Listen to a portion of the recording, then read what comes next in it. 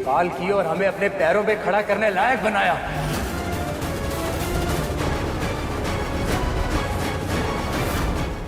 भगवान, अगर अपनों के भरोसे रहते तो हम जिंदा ही जल के खाक हो जाते।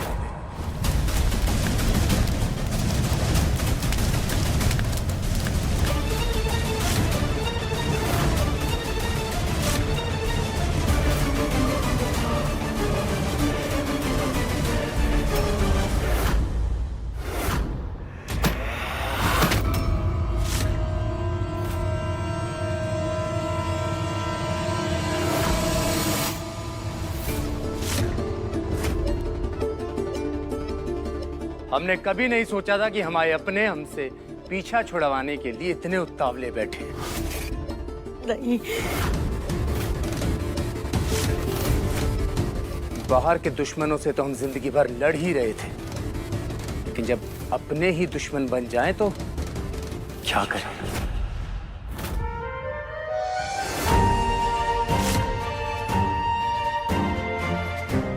वीरेंद्र, बेटा भगवान के लिए अपने परिवार पर इतना बड़ा लांछन मत लगाओ।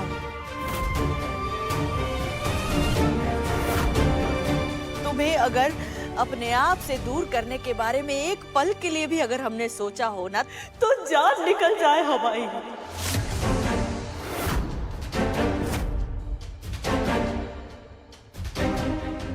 हमारे जिगर के टुकड़े हो तुम। अगर हमें पता होता कि तुम में इतनी सी भी जान बची है ना, सारी दुनिया से लड़कर हम तुम्हारी देखभाल करते।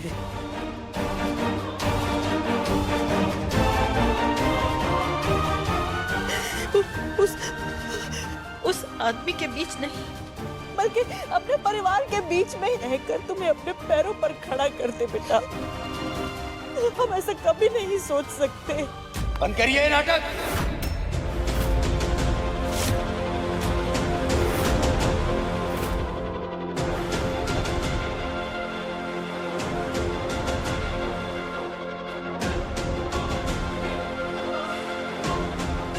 दिल तो बड़ा टूट रहा होगा ना दादी आपका, हमें जिंदा देखकर।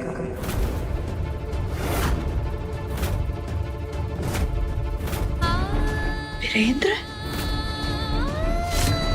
क्या हो क्या गया है तुम्हें? क्यों ऐसी जली कटी बातें सुना रहे हो बेटा?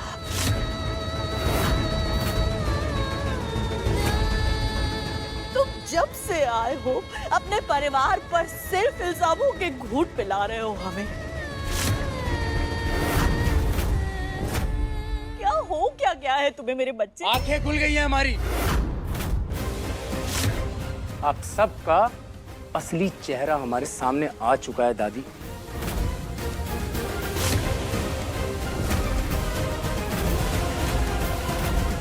और अब हम आपके ढोंग में फंसने वाले नहीं हैं। मुझे तो क्या कह रहा है? जी भैया जी, अपनी मौत का दोष अम्मा जी को क्यों दे रहे हैं? लेकिन अम्मा जी ये सब क्यों कर रही हैं? हाँ। वीरेंद्र, कैसी बातें कर रहा है तू? सारा गांव यहाँ पर तुम्हारे जाने के बाद हम सब ने खून के आंसू रोए हैं बेटा।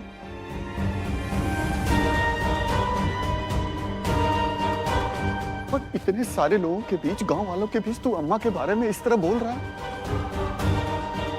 तू जानता है सारा गांव हमारी अम्मा की, हमारे परिवार और हम लोग की इज्जत करते। जब इनकी इतनी इज्जत करते हैं गांव वाले, तो इनकी सच्चाई भी तो पता लगनी चाहिए उन्हें।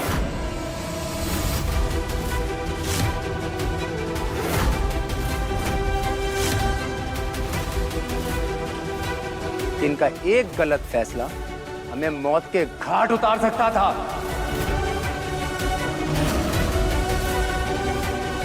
अम्मा जी ने भला ऐसा कौन सा गलत फैसला ले लिया?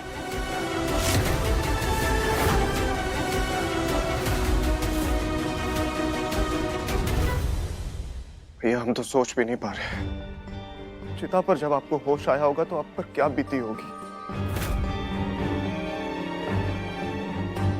आपका पूरा हक बनता है हम सब पर गुस्सा करने का, और हम आपके कड़वे शब्द बर्दाश्त करने को तैयार हैं भैया, लेकिन यूं सबके सामने नहीं भैया। आप सबका यहाँ आने के लिए धन्यवाद। ये हमारा पर्सनल मैटर है, प्लीज अकेला छोड़ दीजिए हमें।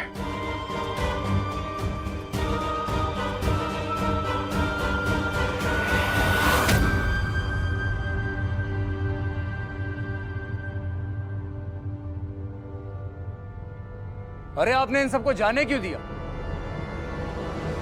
अब जब इतनी तैयारियां हो ही चुकी हैं तो ये समारोह भी होना ही चाहिए ना।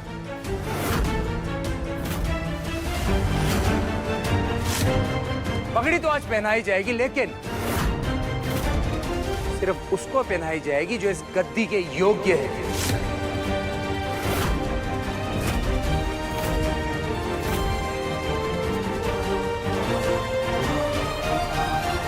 लेकिन लगता है कि हमारी दादी के अरमानों के रास्ते के कांटे बन गए थे हम। वीरेंद्र, ये तुम क्या बोल रहे हो बेटा?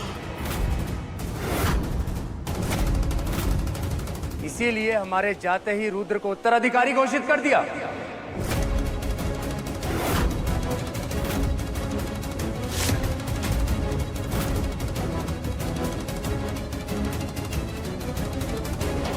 लेकिन हम आए होते हुए रुद्र इस गद्दी पे नहीं बैठ सकता।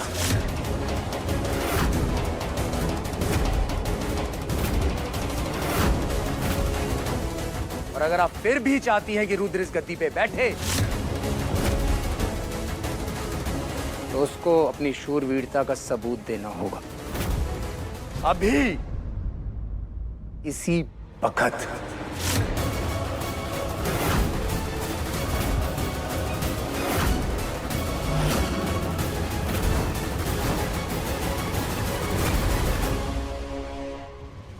वीरेंद्र, ये क्या कर रहे हो?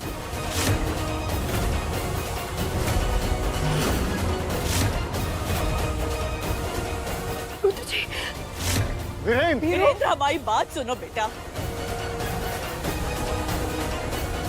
लो रुद्र,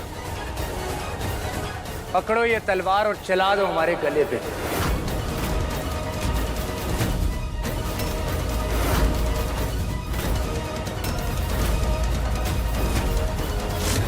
क्या बोल रहा है? और हमारी लाश के ऊपर से चलकर इस गद्दी पे बैठ जाओ।